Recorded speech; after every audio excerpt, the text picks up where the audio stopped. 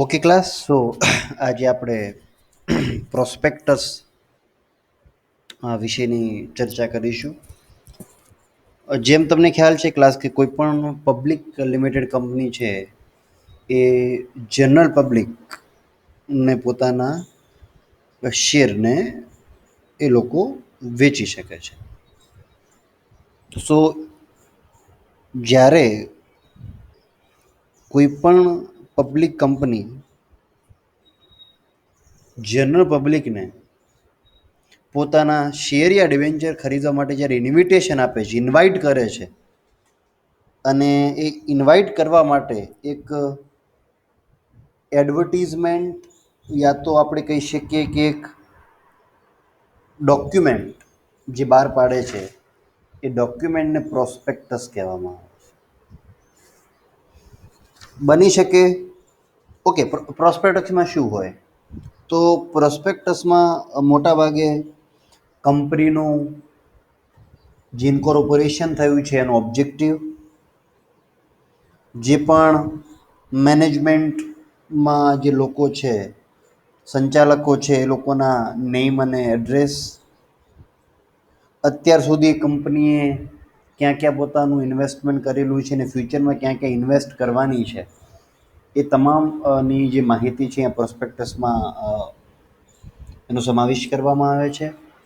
ઘણી વખત એવું બની શકે કે સંચાલકો છે એ પ્રોસ્પેક્ટસમાં વધારે પડતા અતિશયોક્તિવાળી માહિતી બતાવે જે રિયલમાં નથી, ક્લિયર પિક્ચર રજૂ ન કરે, જેથી કરીને પોટેન્શિયલ જે શેર હોલ્ડર છે એ લોકોને એટ્રેક્ટ કરી શકાય ઇન્વેસ્ટમેન્ટ માટે.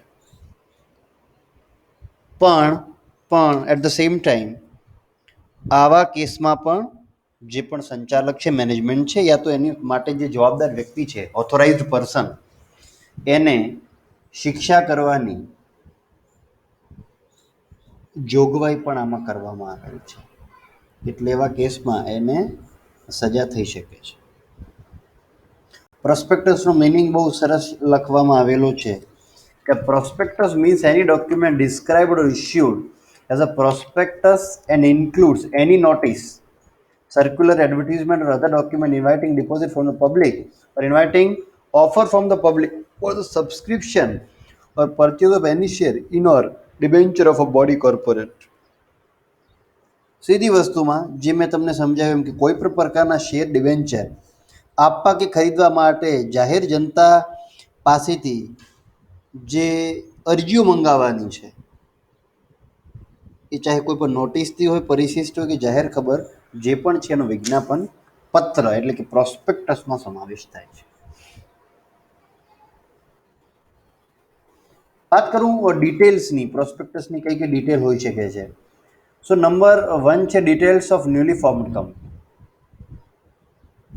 એમાં તમે જુઓ, જ્યારે કે કોઈ યુનિફોર્મ કંપની છે તો એના title and preliminary report the following details are shown. તો એમાં સૌથી પહેલાં તો નેમ કંપનીનું, પ્રોસ્પેક્ટસની date, details of permission given to company having a registered capital of more than 50 lakhs, 50 લાખથી વધુ સત્તાવાર થાપણની નોંધાયેલ કંપનીને મૂડી નિયામકની પરવાનગી જે મળી છે એની વિગત, details regarding to purchase and sale shares in capital market, મતલબ જે પણ કેપિટલ માર્કેટમાં શેર બજારમાં શેરની લે વેચ કરવામાં આવેલ છે અરજીની વિગત અહીંયા મેન્શન કરવાની રહેશે. Report with regard to memorandum, મેમોરેન્ડમને લગતી જે વિગતો છે એમાં નંબર તમને ખ્યાલ છે, કંપનીનું name, address of registered office, main and subordinate object of the company, બરાબર છે, કંપનીના જે ઓબ્જેક્ટિવ છે એ ઓબ્જેક્ટિવની ઇન્ફોર્મેશન, અને name, address, age, business of signatory એટલે જે પણ લોકો સહી કરનાર છે, બરાબર છે, જેમણે શેર કબૂલ્યા છે, બરાબર છે, સ્થાપનાની કલમમાં સહી કરનારના નામની બધીની માહિતી અહીંયા મેન્શન કરવામાં આવશે જે લોકો સાઇન કરે છે. Report regarding to share capital, share કેપિટલની વાત મેં ઓલરેડી તમને લોકોને શેર કેપિટલ ડિફરન્ટ પોઈન્ટમાં કરી છે. સો એ પ્રમાણે authorised capital, then floated capital, number and types of floated capital, price of equity shares, methods of redeemable preference share જો તમે redeem કરવાના હોય તો, date of acceptance of deposit and last date of such acceptance, different types of shareholders, right to vote, right and liability of shareholder, details if shares are floated by premium, dealing with the limited or unlimited liability of members, declaration that person will be liable to suffer imprisonment for 5 years who purchase share on a fictitious name. માનો કે બનાવટી નામે share ખરીદનાર વ્યક્તિ હોય તો તેને 5 વર્ષની કેસ સજા થશે તેની જાહેરાત. Details as to minimum subscription. Now, the minimum amount fixed by the director and under the provision of the company law. સંચાલકો જે નક્કી કરેલા છે ને કંપની ધારા મુજબની જે છે એ ભરણાની રકમ મિનિમમ સબસિડીમાં એ લોકોને મળવું જોઈએ, બરાબર છે. અને શેર અરજી અને મંજૂરી વખતે આપવાની થતી રકમ, એટલે જ્યારે આપણે વાત કરીએ amount to be deposit at the time of share application and permission. Undertaking, માનો કે તમે કોઈને આપો છો બાંહેધરી તો name of broker, mode of paying commission, બરાબર છે. અને statement of director showing means discharge of liability. એનું જે સ્ટેટમેન્ટ ઓફ અંડરરાઇટિંગ કમિશન જે ભણ્યા છો એ તમારે અહીંયા જે છે એ મોકલવાનું રહેશે. પ્રાથમિક ખર્ચની વિગતોમાં તમે જે પ્રાઇમરી કોન્ટ્રાક્ટ કર્યો છે એની ડેટ, એનું purpose, appointment director and their salary, compensation in case of termination from the past, માનો કે ભૂતકાળમાં આવું કંઈ થયું એનું જો તમારે આપવાનું હોય કોમ્પન્સેશન તો એ, interest of director in the property of the company, name address occupation, their appointment, interest, salary and managing director and directors એ બધું દર્શાવવાનું રહેશે. ડિટેલ ઓફ પ્રાઇમરી એક્સપેન્સીસમાં એસ્ટિમેટ ઓફ પ્રાઇમરી એક્સપેન્ડિચર જે તમે અંદાજ લગાવ્યો છે અને actual, and the details of the surplus expenses in the comparison of estimated. માનો કે વધારે આવે છે અંદાજ કરતાં તો એની પણ વિગતો તમારે દર્શાવવાની રહેશે. Then detail about the director and other authorities of the company. હવે એમાં તો સીધી વસ્તુ છે, name, address and profession of director, number of the qualifying share fix in the article, કેટલા શેર નક્કી કરવામાં આવે છે, appointment remuneration of the director and the detail, provision of compensation for losing the designation, માનો કે કોઈ કંપનીની હોદ્દો ગુમાવવા બદલ મળતા વળતરની જોગવાઈ, બરાબર છે. Interest of the director in the companies purchase or acquiring of asset and the detail, જે પણ એક્વાયર કંપની સ્થાપકોના નામ, સરનામા અને જે પણ મિલકતોના સંચાલકો હિતમાં છે એની વિગતો, managing director and manager and the names of the promoter, there address, જે પણ તમારા પ્રમોટર છે એની અપોઇન્ટમેન્ટ, રેમ્યુનરેશન અને ઇન્ટરેસ્ટ બધું દર્શાવવાનું રહેશે. પ્રોપર્ટીઝની ચર્ચા જ્યારે આપણે કરીએ છીએ મિલકતોમાં તો name, address and occupation of the person from home company has purchase property, કોના નામથી છે, બરાબર છે. કંપનીએ જેમની પાસેથી મિલકત ખરીદી છે એ લોકોના નામ, બરાબર છે. Details as how the payment is made for the consideration of સચ purchase, stating whether the payment is made in cash, check, debenture or share. એટલે જે પણ મોડ ઓફ પેમેન્ટ છે પણ બતાવવાનો રહેશે, કેશ છે, ચેક છે, ડિબેન્ચર આપે, શેર આપે, શું છે. Report showing whether promoter, managing director or any other officer is having interest in the property of the company. એટલે માનો કે કોઈ પણ મેનેજિંગ ડિરેક્ટર છે, મેનેજર કે સ્થાપકના નામ, સરનામા તથા વ્યવસાયની વિગત અને તેમની નિમણૂક જે છે એ પણ તમારે અહીંયા બતાવવાની રહેશે. અને this is the main thing, the last one. Then છે ઓડિટર. સો ઓડિટર સંચાલકો દ્વારા નીમવામાં આવે છે. એટલે પ્રથમ ઓડિટરનું નામ, એનું સરનામું અને તેની નિમણૂક અંગે લેખિત સંમતિ જે આપેલી છે સંમતિ તમારે બતાવવાની રહેશે. Additional information in prospectus of running company. So એમાં જે રનિંગ કંપની છે એમાં તમારે શું બતાવવાનું રહેશે, તો નંબર 1, ક્યાં કેટલા સમયથી ધંધામાં ચાલુ છે કંપની, પ્રોસ્પેક્ટસના તારીખના 2 વર્ષ સમયમાં શેર કે ડિવેન્ચર કંઈ બહાર પાડ્યા છે તો એની વિગતો, મેનેજિંગ ડિરેક્ટર 2 કે તેથી વધુ વર્ષના હોય તો એ લોકોની વિગતો, અગાઉના 2 વર્ષમાં કંપનીએ કોઈ મિલકત ખરીદી છે અને એમાં કોઈ ડિરેક્ટરનું જે છે ઇન્ટરેસ્ટ છે કે નહીં તો એની વિગતો. અગાઉના 2 વર્ષમાં કંપની જો મૂળ કિંમતે વટાવ કે પ્રીમિયમથી શેર બહાર પાડ્યા હોય તો એની વિગતો. 2 વર્ષ દરમિયાન સ્થાપકે કે અધિકારીએ ખાસ વિશિષ્ટ લાભ મેળવવા માટેનું કંઈ લાભ મેળવ્યો હોય તો તેની અવેજ હોય તો એની વિગતો. 3 વર્ષથી ઓછા સમયથી ચાલુ હોય તેવા ધંધો જો કંપની ખરીદવા માંગતી હોય તો એની જે અવેજ છે પરચેસ કન્સિડરેશન એની વિગતો. બરાબર છે. આ બધી વિગતોનું અહીંયા સમાવેશ કરવામાં આવેલ છે.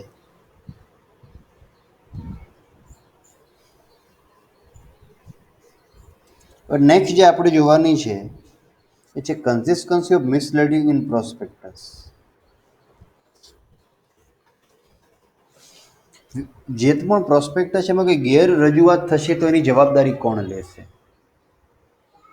એટલે જ્યારે કોઈ પણ જાહેર કંપની જનતાને છેતરવાના આશયથી જો પ્રોસ્પેક્ટસ બનાવે, ક્યાં તો અધૂરી માહિતી હોય, કાં તો રોંગ માહિતી હોય, કાં તો મિસલીડિંગ ઇન્ફોર્મેશન હોય, જેને તમે રજૂઆતનું ઇન્ટરપ્રિટેશન ગમે તે થઈ શકે, અલગ અલગ ભિન્ન થઈ શકે, યા તો કોઈ વિકૃત શબ્દનો ઉપયોગ જે વાંચનારને ગેરરસ્તે દોરે એવો કંઈ હોય. ઠીક છે. તો આવા કેસમાં કોઈ વ્યક્તિ અરજી કરે ને ગેરરજૂઆત સાબિત થાય તો કંપનીમાંથી કોણ જવાબદાર ગણાય એની આપણે ચર્ચા કરવાની છે. તો અહીંયા તમે એક ડાયાગ્રામ જોઈ શકો છો, પછી આપણે એનું સમજાવું છું. Responsibility with regard to prospectus. અને એમાં જો હું તમને વાત કરું તો જે છે liability four મિસઇન્ટરપ્રિટેશન.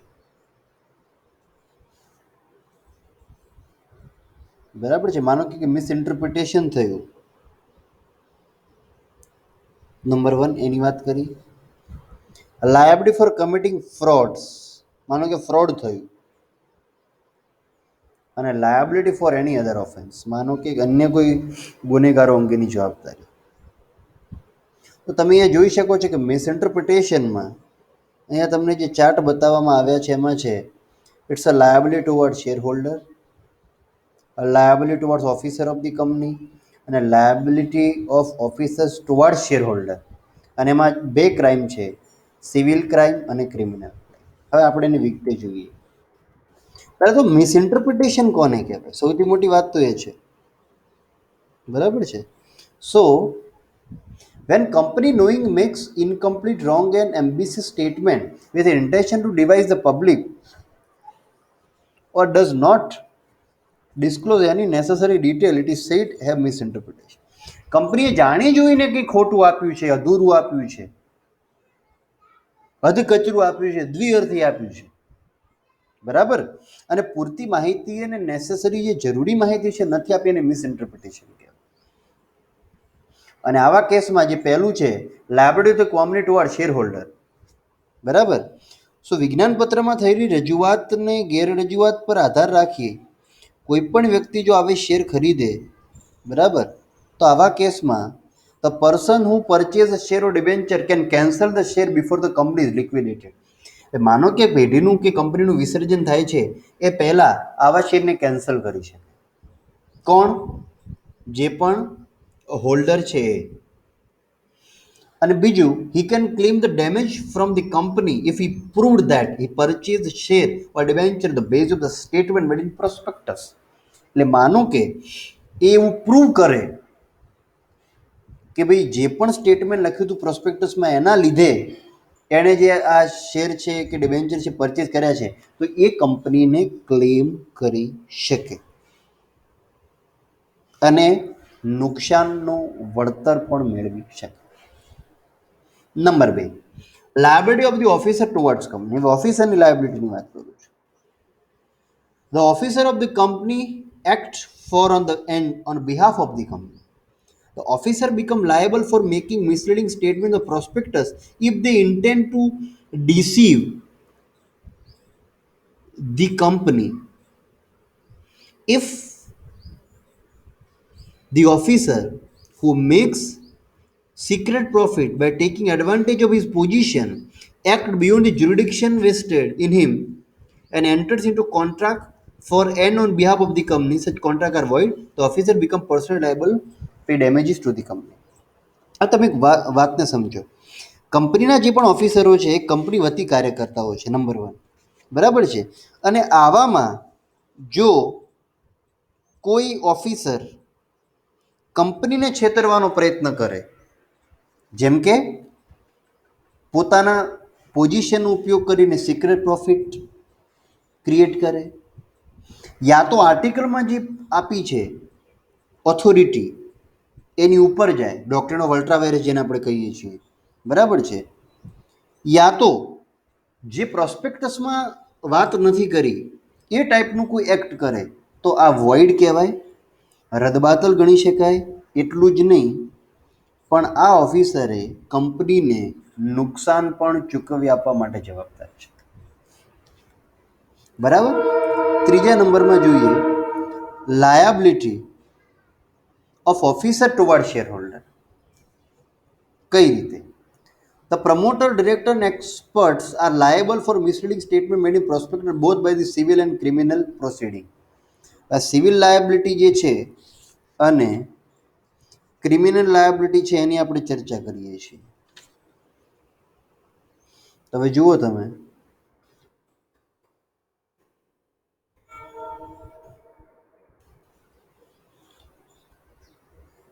the person who has purchased share or debenture on the basis of information in the prospectus is entitled to recover damages as per the section 62 of the Companies Act, or he can recover the paid the amount. The right to repay such amount is a civil liability.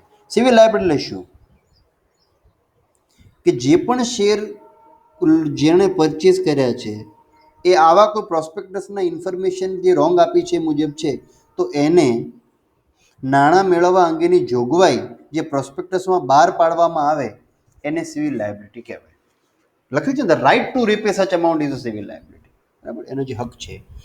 કોણ કોણ liable હોઈ શકે?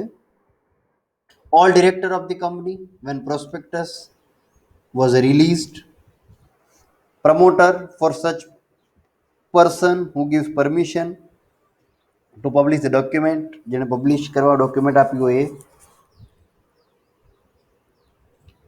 the expert who have prepared the prospectus, જે એક્સપર્ટે બનાવ્યું હોય એ, and give misinterpretation, જેને મિસઇન્ટરપ્રિટેશન આપ્યું હોય. the above person are not liable in the following circumstances. આ લોકો નીચેના જે છે કેસીસ એમાં માટે જવાબદાર નથી. why? A person who has not given consent in the capacity or director before releasing the prospectus. એટલે જો પ્રોસ્પેક્ટસ બહાર પાડતા પહેલા કોઈ વ્યક્તિએ ડિરેક્ટર તરીકે પોતાના નામ સાથે અસંમતિ આપી હોય અને આ અંગે જો નોટિસ આપી હોય તે લાયબલ ના કહેવાય, કારણ કે નોટિસ આપી છે. The prospectus is released without the intimation of the above person. અને જે પણ બીજો વ્યક્તિ છે એની જાણ વગર જો પ્રોસ્પેક્ટસ બહાર પાડો છો તો, અને નિષ્ણાત વ્યક્તિ દ્વારા દર્શાવેલ નિવેદન સાચા હોય, એટલે statement made by the expert were true, માનો કે એક્સપર્ટ એવું કહે છે ના બરાબર છે, તેવા કેસમાં આ લોકો લાયબલ કહેવાતા નથી.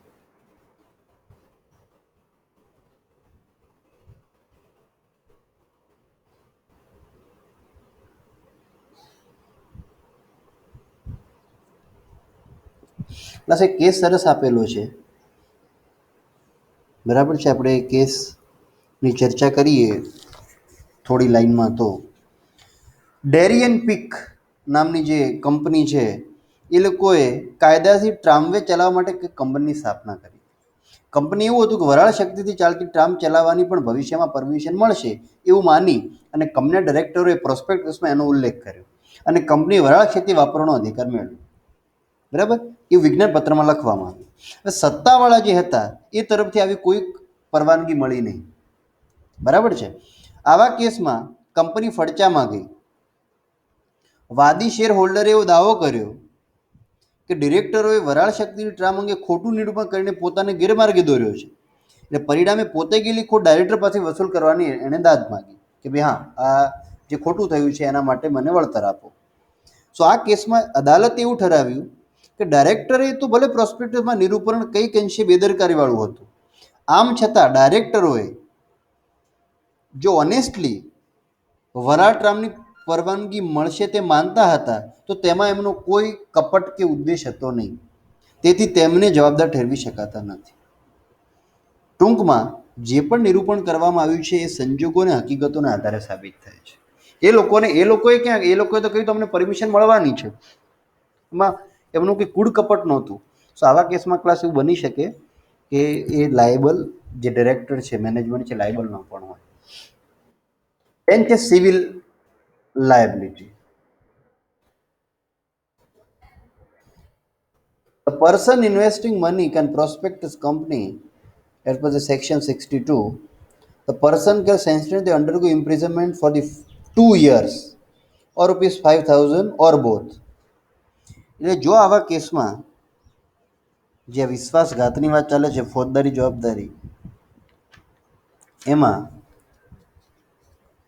જો અપૂરતી માહિતી તમે આપો છો તો 2 વર્ષની કેદની સજા યા તો ₹50,000નો દંડ છે. ક્લાસ 5,000 નથી, 50,000. 50,000 મેન્શન કરેલા છે, I hope so. But if it is proved before the court that in order to devise a person, other person makes false statement, sends to undergo 5 years imprisonment and 1 lakh fine, or both may be passed. એટલે માનો કે કોઈ પણ વ્યક્તિ બીજી વ્યક્તિને છેતરવાના હેતુથી જો પ્રોસ્પેક્ટર નિવેદનો બહાર પાડે તો આવી વ્યક્તિને 5 વર્ષની કેદ અને 1 લાખનો દંડ યા તો બંને થઈ શકે. બરાબર છે, આ જે વાત છે એની વાત છે. Liability for committing fraud or breach of trust. વિશ્વાસઘાત અને દગા અંગેની જવાબદારી. જો કોઈ વ્યક્તિએ જાણી જોઈને કે બેદરકારીથી નિવેદન આપ્યું હોય અને વચન કરેલું જે આપ્યું હોય એ અપ્રમાણિકતાથી, ડિસઓનેસ્ટીથી જો આવું કામ કરે છે તો એના કેસમાં જે છે 5 years અને 10,000નો ફાઇન યા તો બંને મેન્શન કરેલું છે. અધર લાયબિલિટીની વાત કરું તો if copy of prospect is not submitted with application form then ₹500 per day teal mistake continue, જ્યાં સુધી મિસ્ટેક ચાલુ છે તમારી, સબમિટ નથી કરતા ત્યાં સુધી. બ્રીચ ઓફ રજિસ્ટ્રેશન, તો તમે જો બ્રીચ કરો છો તો prospectus published 5 days after registration. If provisions are contravened, the responsible person shall be liable for punishment, and punishment થઈ શકે છે. And if provision of expert opinion are violated, when an expert is an interested person and when it is not given written consent and such things are not disclosed in the prospectus, the publisher of the prospectus will be liable to pay ₹5,000 towards the fine. એટલે જેવા કેસમાં જે expert છે એના નિવેદનથી જો જોગવાઈનો ભંગ થયો હોય તો એવા કેસમાં જે પબ્લિશ કર્યું છે વ્યક્તિને 5,000 સુધીનો દંડની જોગવાઈ કરેલી છે.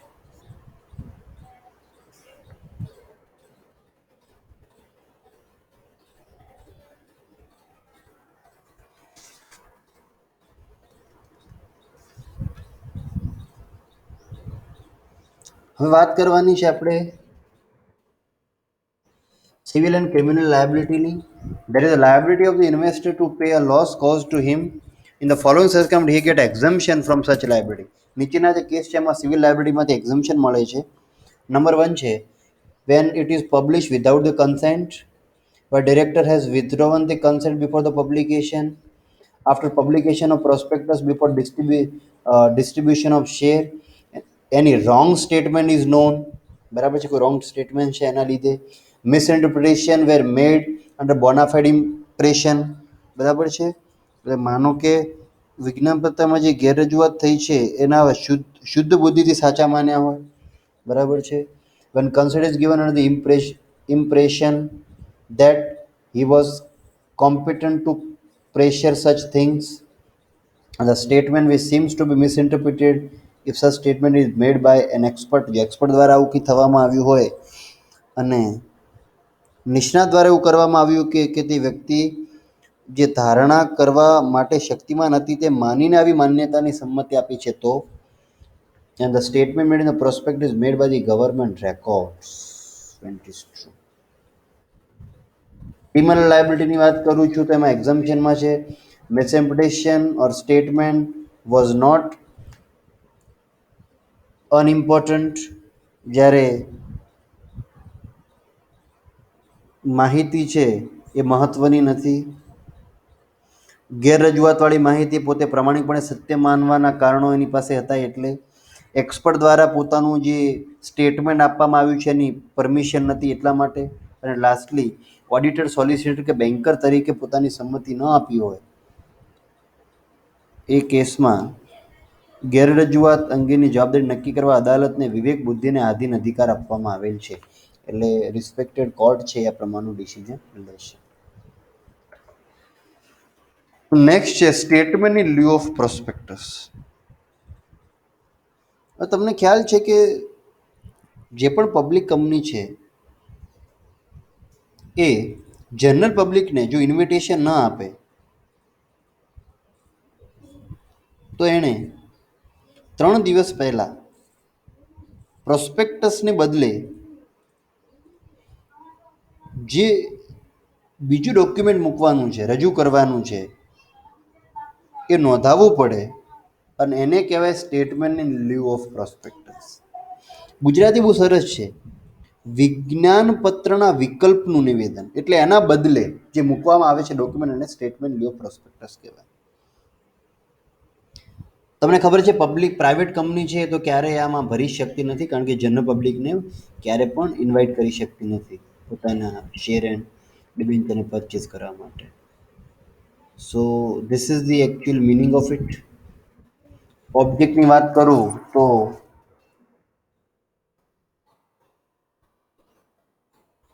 this provision is made to preserve an authority's record of the terms and conditions of the capital issue માટે.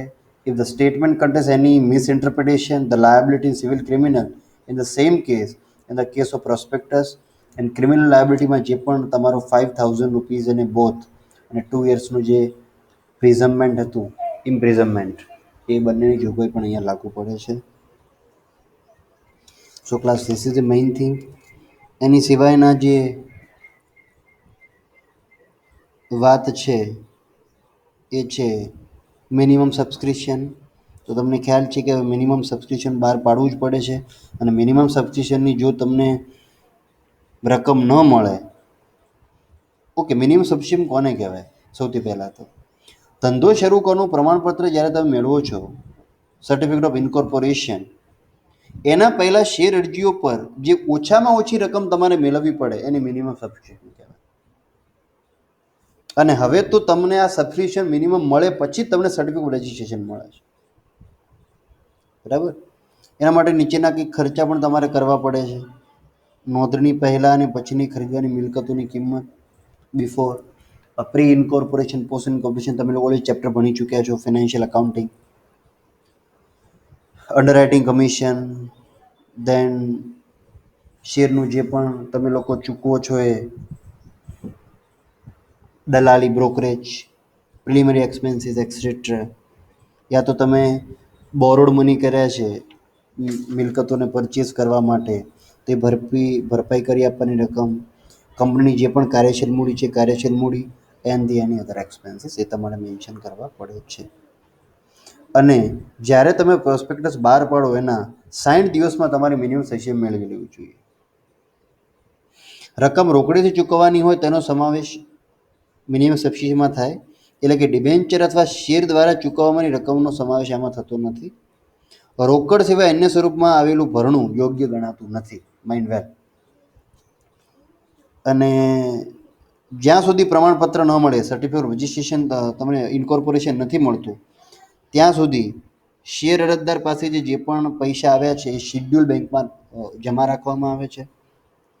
અને જો ભરણું 60 દિવસમાં ન મળે સબસ્ક્રિપ્શન, ત્યાર પછીના 8 દિવસમાં, એટલે કે 68 ડેઝ પછી કંપનીએ શેર અરજી પર મળેલી રકમ અરજદારોને પરત કરી દે. જેટલા દિવસો મોડા થાય એના પર 15% વ્યાજ ગણીને નાણાં પરત આપવાની જોગવાઈ છે. અને માનો કે તમે આનો ભંગ કરો છો તો ₹50,000 સુધીનો ફાઇન થઈ શકે છે. સો ક્લાસ, આ યુનિટમાં હવે મારે એક જ ટોપિક ડિસ્કસ કરવાનો છે, એ છે directors qualification, disqualification and the legal conditions. એ આપણે નેક્સ્ટ સેશનમાં આની ચર્ચા કરીશું. Thank you.